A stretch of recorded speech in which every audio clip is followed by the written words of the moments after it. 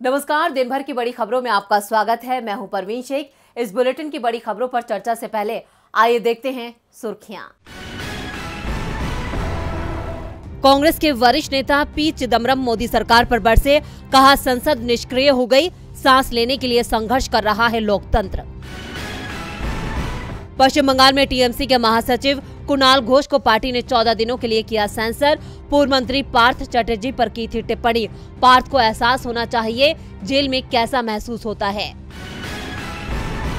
गलत ऑर्बिट में चले गए इसरो के दोनों सैटेलाइट्स, सफल लॉन्चिंग के बाद सेंसर हुआ फेल। इसरो ने कहा अब किसी काम के नहीं रहे। कॉमनवेल्थ गेम्स का आज 10वां दिन, भारत को बॉक्सिंग और मेंस ट्रिपल जंप इवेंट में मिला गोल्ड, हॉकी में भी मिला पदक। तो ये थी सुर्खियां। आइए अब बढ़ते हैं आगे आज की सबसे बड़ी खबर की तरफ। सबसे बड़ी खबर जुड़ी है योगी आदित्यनाथ के 2 मंत्रियों पर कसते कानून के शिकंजे से। यूपी की योगी सरकार इस वक्त विपक्ष के निशाने पर आ गई है। योगी कैबिनेट के 2 मंत्रियों पर गिरफ्तारी की तलवार लटक रही है। तो क्या अब सीएम योगी आदित्यनाथ अपने मंत्रियों के घर पर भी बुलडोजर चलवाएंगे? इस खबर पर करेंगे विस्तार से चर्चा। बात होगी देश की आस्था से जुड़े अयोध्या की, जहां राम के नाम पर बीजेपी नेताओं और अधिकारियों ने भ्रष्टाचार की नई इबारत लिख दी है। चर्चा होगी नीति आयोग की बैठक की, साथ ही बात करेंगे महाराष्ट्र में मंत्रिमंडल पर छिड़े सियासी घमासान की। इसके अलावा और भी कई बड़ी खबरों से हम आपको करवाएंगे रूबरू। तो बढ़ते हैं आगे अपनी बड़ी खबर की तरफ। यूपी की योगी सरकार अपने मंत्रियों की वजह से मुश्किल में फंस गई है।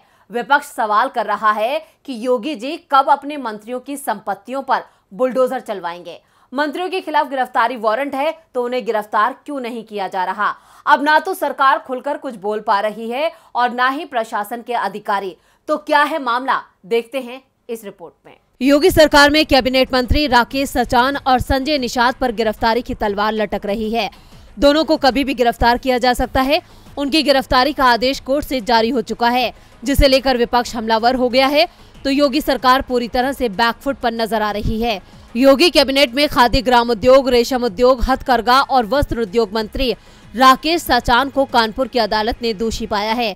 मामला 31 साल पुराना है। सचान पर अवैध असला रखने का आरोप था, जिसे कोर्ट ने सही माना है। कोर्ट ने सचान की सजा पर बहस शुरू करने के निर्देश भी दे दिए थे, लेकिन जज के सजा पर फैसला देने से पहले ही सचान सजा के आदेश की ओरिजिनल कॉपी लेकर फरार हो गए। कोर्ट की रीडर ने मंत्री पर एफआईआर के लिए कोतवाली में शिकायत दर्ज करा दी है। अभी तक मंत्री के खिलाफ एफआईआर दर्ज नहीं हुई है। पुलिस का दावा है कि वो जांच कर रही है। सचान के दोषी ठहराए जाने के बाद फरार होने पर समाजवादी पार्टी ने सवाल उठाए हैं। सपा नेता भूपेंद्र श्रीवास्तव ने मुख्यमंत्री से पूछा कि वो अपने मंत्री के घर पर कब बुलडोजर चलवाने का काम करेंगे। उन्होंने कहा कि बीजेपी सरकार में अपराधी मंत्री बने हुए हैं। सचान की गिरफ्तारी कब होती है, इस सवाल का जवाब मिलने से पहले योगी सरकार में मत्स्य पालन मंत्री संजय निषाद की गिरफ्तारी का भी वारंट जारी हो गया। गोरखपुर कोर्ट ने उन्हें गिरफ्तार कर 10 अगस्त तक कोर्ट में पेश करने के लिए कहा है।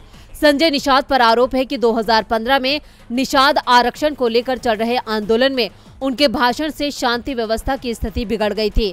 इस मामले में एक व्यक्ति की जान भी चली गई थी। इस मामले में 21 दिसंबर 2015 को संजय निषाद को गिरफ्तार किया गया था। कुछ महीने बाद उन्हें जमानत मिल गई थी। केस कोर्ट में चल रहा है, लेकिन निषाद कोर्ट की तारीखों पर पेश नहीं हो रहे थे, जिसके बाद अदालत ने उनके खिलाफ गिरफ्तारी वारंट जारी कर दिया है। दो मंत्रियों के मुश्किल में फंसने के बाद सवाल अब सीएम योगी पर उठ रहे हैं कि वो अपने मंत्रियों पर कार्रवाई करेंगे या फिर उनका बचाव करेंगे। यूपी की सत्ता पर काबिज योगी सरकार अब विपक्ष के निशाने पर है। तो क्या अब कानून का चाबुक योगी अपने मंत्रियों पर बरसाएंगे? इधर एक और भ्रष्टाचार के मामले ने योगी जी की नींद उड़ा दी है।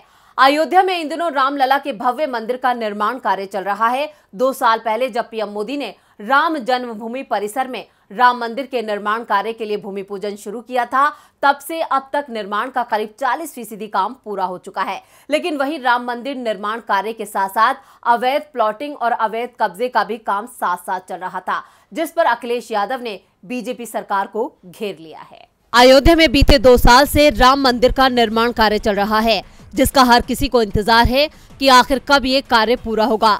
लेकिन जब से अयोध्या में राम मंदिर बनने की शुरुआत हुई है, उसी के साथ ही अवैध प्लॉटिंग और अवैध कब्जे भी शुरू हो गए थे, जब ये मामला सुर्खियों में आया तब अयोध्या विकास प्राधिकरण ने अवैध प्लॉटिंग करने वालों की एक सूची निकाली है। इस सूची में बीजेपी के कई दिग्गज नेताओं के नाम शामिल हैं। इस सूची में अयोध्या नगर निगम के महापौर और बीजेपी नेता ऋषिकेश उपाध्याय, अयोध्या शहर सिटी से विधायक वेद प्रकाश गुप्ता और पूर्व विधायक गोरखनाथ बाबा का नाम शामिल है। आपको बता दें, कुछ दिन पहले ही अयोध्या के सांसद लल्लू सिंह ने अवैध प्लॉटिंग को लेकर मुख्यमंत्री योगी आदित्यनाथ को पत्र लिखा था। उन्होंने एसआईटी बनाकर जांच करने की मांग भी की थी। वहीं अयोध्या विकास प्राधिकरण के उपाध्यक्ष ने कहा, अवैध क्लोनाइजर के खिलाफ कार्रवाई की जाएगी। वहीं अब पूरे मामले का खुलासा होने के बाद विपक्ष ने योगी सरकार को घेरना शुरू कर दिया है। समाजवादी पार्टी के अध्यक्ष अखिलेश यादव ने ट्वीट करके भारतीय जनता पार्टी पर निशाना साधा।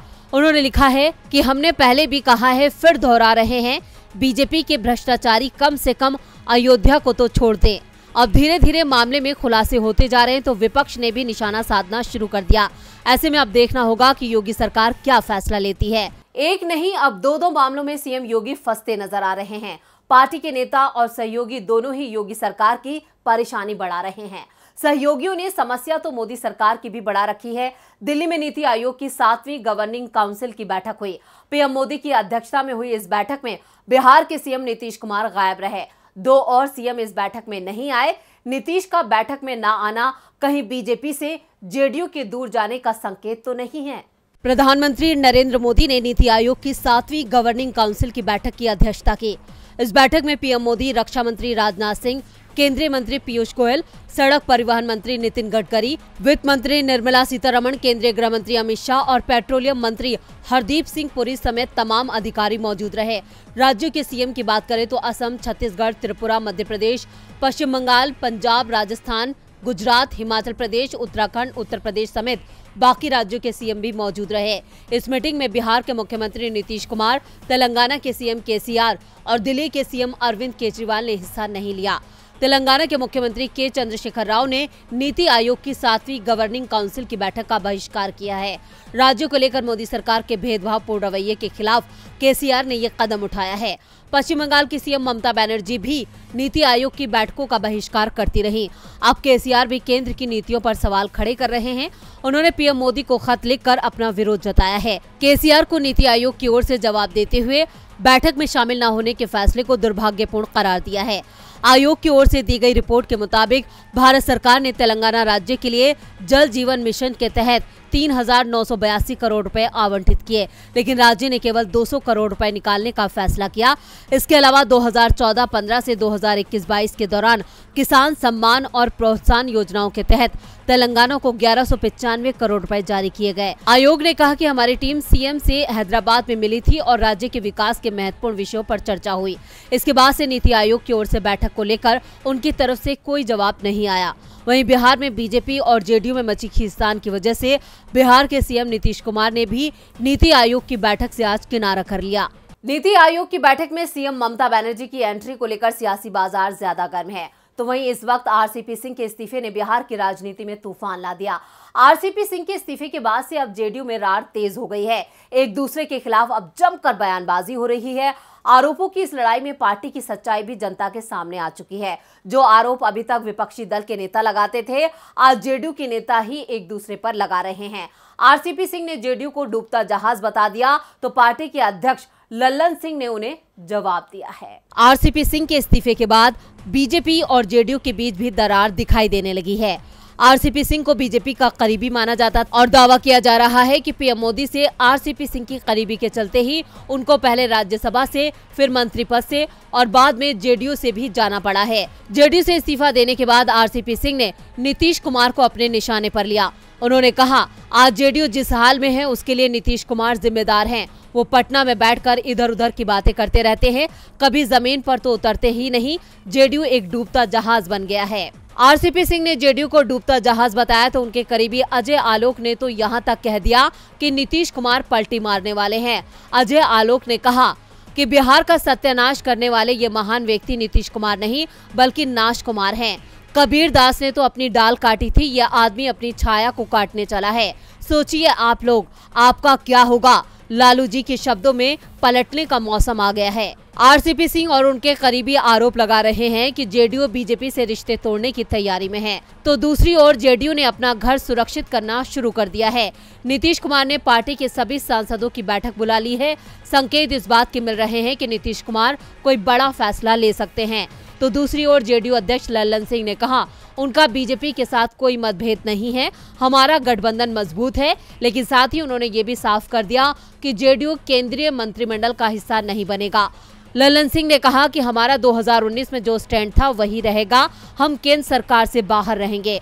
आरसीपी सिंह के आरोपों पर उन्होंने कहा कि जेडीयू मजबूत था और अब और मजबूत हो गया है। आरसीपी सिंह जेडीयू में तो थे, लेकिन उनका मन कहीं और लगता था।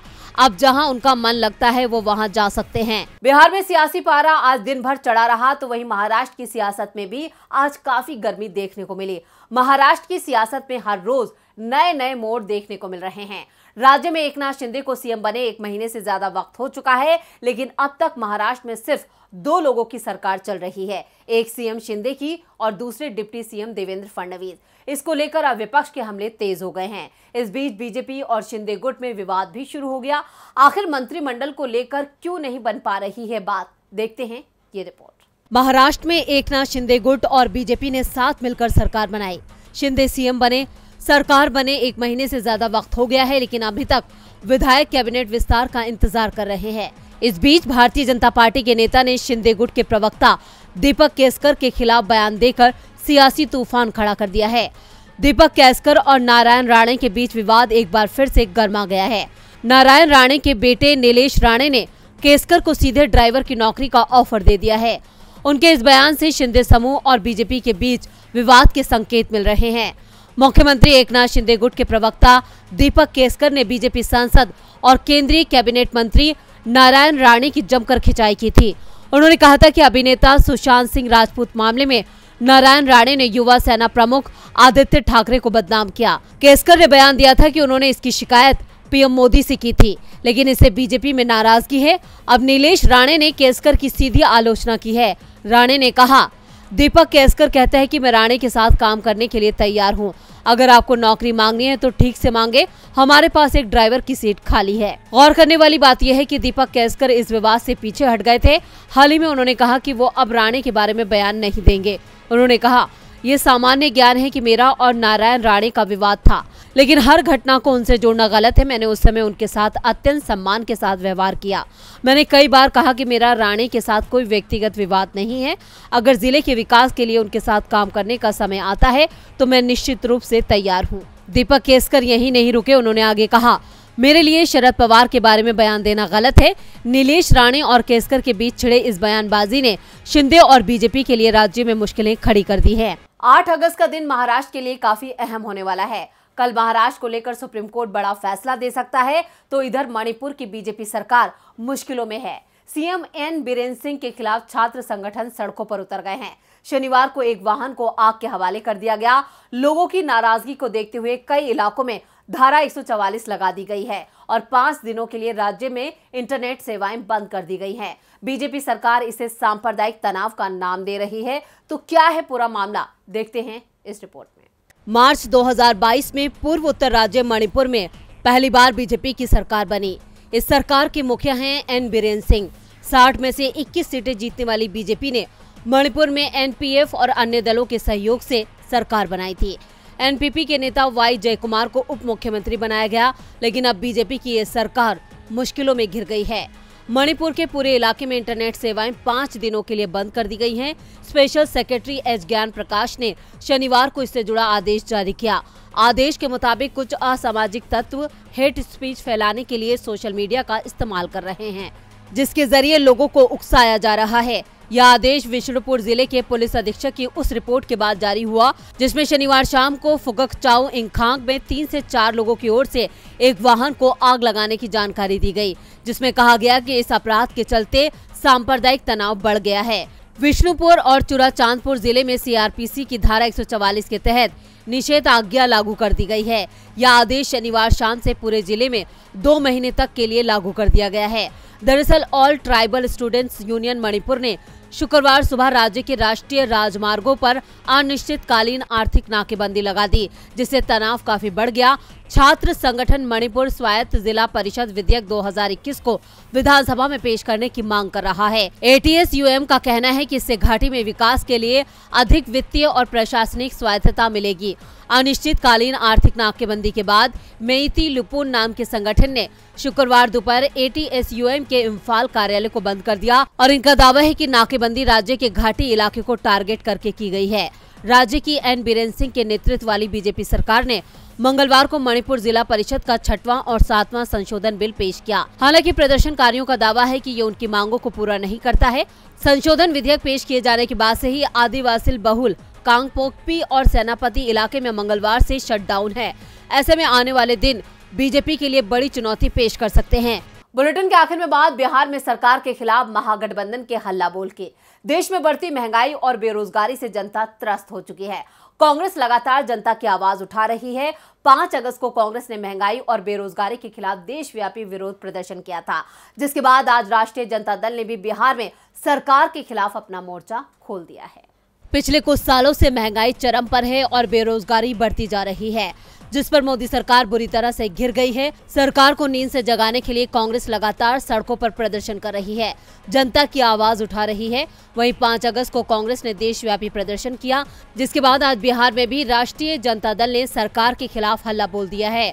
महंगाई, बेरोजगारी और ED CBI की जांच के खिलाफ RJD और कांग्रेस दोनों ने एक साथ मिलकर प्रतिरोध मार्च निकाला है। राबड़ी देवी ने तेजस्वी और तेज प्रताप के प्रतिरोध मार्च बस को हरी झंडी दिखाकर रवाना किया।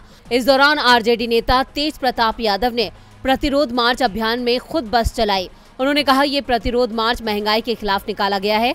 आपको बता दें कि प्रतिरोध मार्च निकालने के लिए जिस बस का इस्तेमाल किया जा रहा है, उसे पूरी तरह से हरे रंग के पोस्टर से रंग दिया गया है।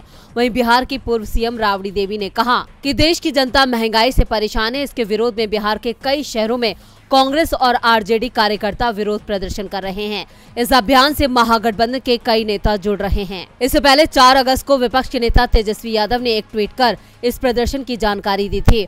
उन्होंने ट्वीट करते हुए लिखा था कि महंगाई, बेरोजगारी और बदहाल अर्थव्यवस्था देश की सबसे गंभीर और ज्वलंत समस्या है, लेकिन दुर्भाग्य है कि सरकार जन सरोकार के इन मुद्दों पर बात नहीं करना चाहती है।